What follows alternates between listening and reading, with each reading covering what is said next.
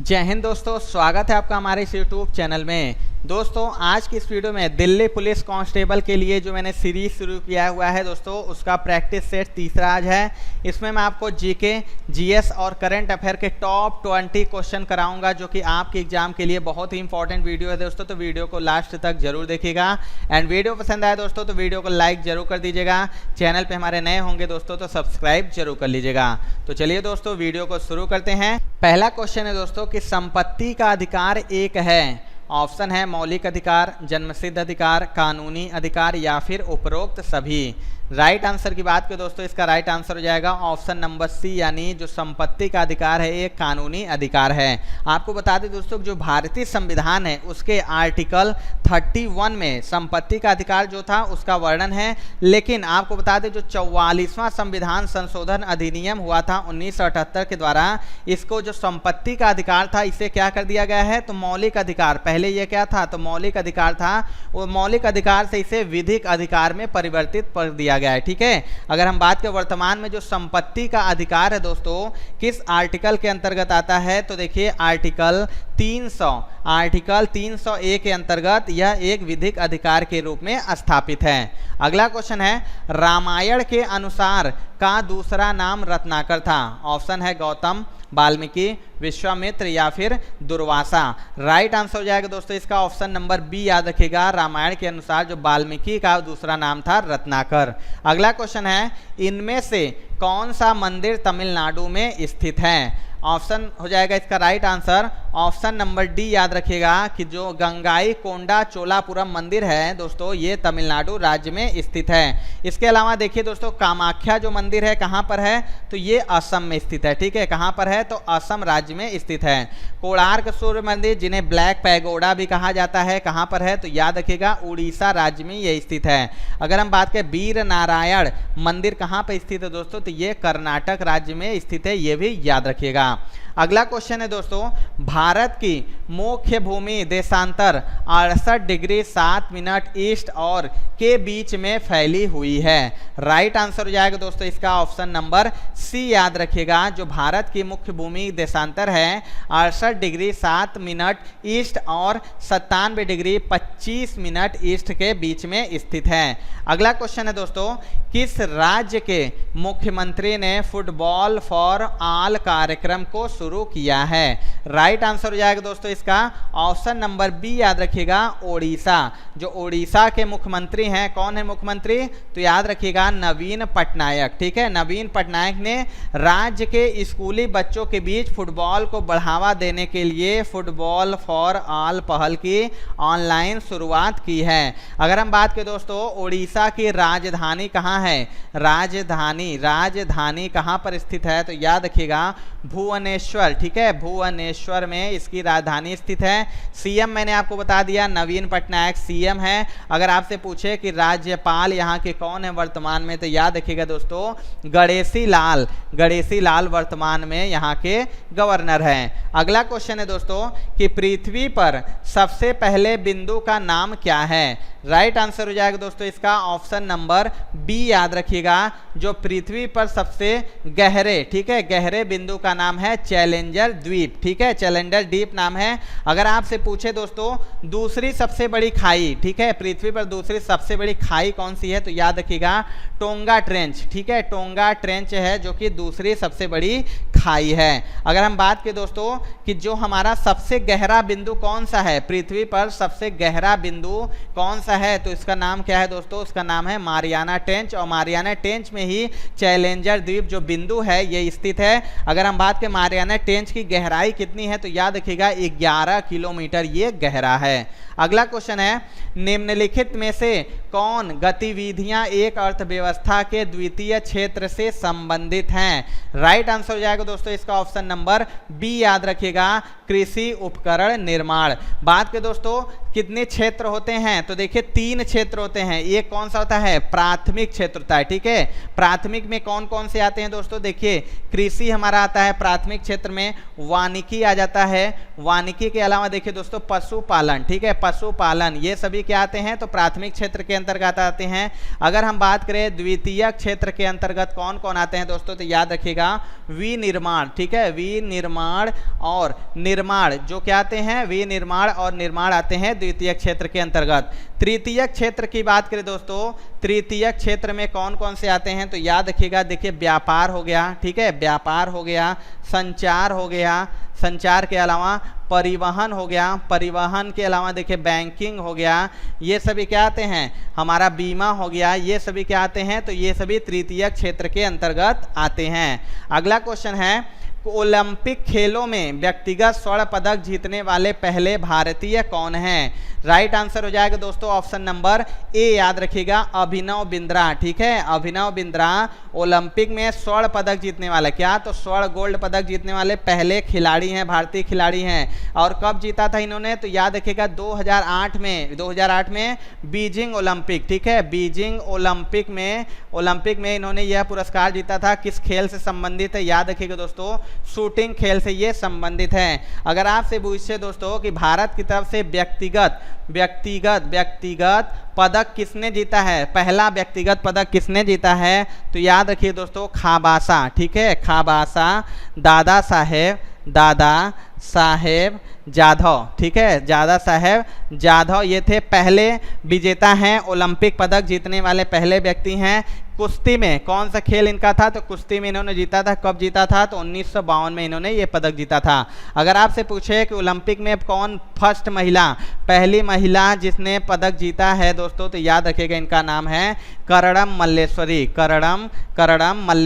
ठीक है, मल्लेश्वरी याद रखिएगा, ये पहली महिला खिलाड़ी हैं जिन्होंने ओलंपिक में पदक जीता है। अगला क्वेश्चन है दोस्तों कि one nation one tax one market के लक्ष्य को प्राप्त करने के लिए भारत में इनमें से कौन सा कर पेश किया गया था? राइट आंसर हो जाएगा दोस्तों इसका ऑप्शन नंबर ए, याद रखिएगा वस्तु एवं सेवा कर, जिसे हम कहते हैं जीएसटी, ठीक है, जीएसटी। अगर हम जीएसटी की बात करें दोस्तों कब लागू किया गया था तो याद रखिएगा ये 1 जुलाई, याद रखिएगा 1 जुलाई 2017 को ये लागू किया था। इसको लागू करने वाला पहला राज्य कौन सा है, अगर पूछे भारत का पहला राज्य कौन है जहां जीएसटी लागू हुआ तो याद रखिएगा असम सबसे पहला राज्य है। अगर आपसे पूछे कि अंतिम राज्य कौन सा है तो याद रखिएगा दोस्तों हरियाणा, ठीक है, हरियाणा सबसे अंतिम राज्य है जीएसटी को लागू करने वाला। कौन सा संविधान संशोधन है जीएसटी तो याद रखिएगा 101वां संविधान संशोधन, ठीक है, संविधान संशोधन के द्वारा जीएसटी को लागू किया गया था। अगर आपसे पूछे विश्व में सबसे पहला देश, विश्व का सबसे पहला देश कौन सा है जीएसटी जिसने लागू किया था तो याद रखिएगा दोस्तों फ्रांस है, सबसे पहले लागू किया था। अगर आपसे पूछे कि भारत में जीएसटी के ब्रांड एम्बेसडर कौन है दोस्तों तो अमिताभ बच्चन याद रखिएगा इसके ब्रांड एम्बेसडर हैं, ठीक है। अगला क्वेश्चन देखिए, वनडे क्रिकेट में लगातार 3 वनडे में 5 विकेट लेने वाले पहले स्पिनर कौन बने हैं? राइट आंसर हो जाएगा इसका ऑप्शन नंबर डी, याद रखिएगा वानिंदु हसरंगा, जिन्होंने लगातार 3 वनडे में 5 विकेट लिया है। और किस देश के खिलाड़ी हैं तो याद रखिएगा श्रीलंका देश के ये खिलाड़ी हैं। अगला क्वेश्चन है, गूगल में भारत के किस राज्य में ग्लोबल फिनटेक सेंटर खोलने की घोषणा की है? तो राइट आंसर हो जाएगा दोस्तों इसका ऑप्शन नंबर ए, याद रखिएगा गांधीनगर गुजरात में गूगल के द्वारा भारत का पहला ग्लोबल फिटनेस सेंटर खोलने की घोषणा की गई है। अगला क्वेश्चन है, झिझिया निम्नलिखित में से किस राज्य का प्रसिद्ध सांस्कृतिक नृत्य है?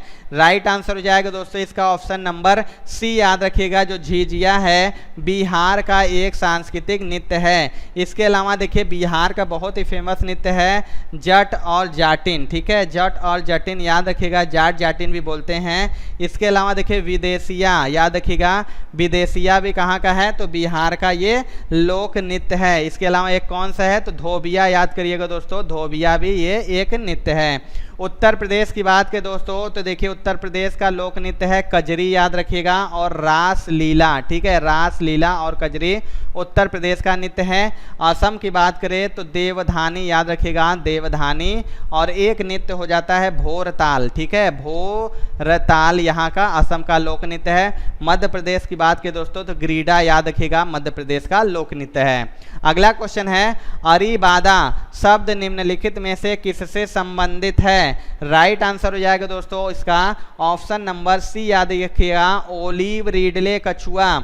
आपको बता दें दोस्तों, गहीर माथा हिंद महासागर क्षेत्र में अकेला सामूहिक घोंसला बनाने वाला स्थान है। और यह कहाँ पर स्थित है अहिरबादा? तो याद रखिएगा उड़ीसा, ठीक है, उड़ीसा में एकमात्र कछुआ अभ्यारण्य है, ओलिव रिडले कछुआ, ठीक है। और गहीर माथा को 1997 में कछुआ अभ्यारण्य, ठीक है, कछुआ अभ्यारण्य घोषित किया गया था, ये भी याद रखिएगा।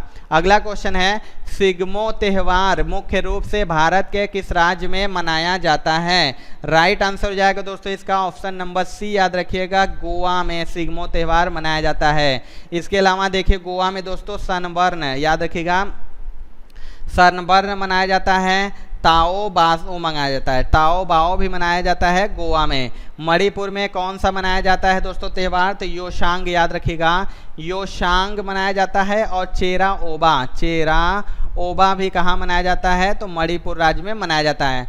कर्नाटक में कंबाला, याद रखिएगा, भैंसों का जो दौड़ होता है, कंबाला त्यौहार मनाया जाता है। और बिहार में याद रखिएगा बिहुला हो गया, बिहुला के अलावा मलमास, ठीक है, मलमास, ये सभी कहाँ मनाए जाते हैं दोस्तों?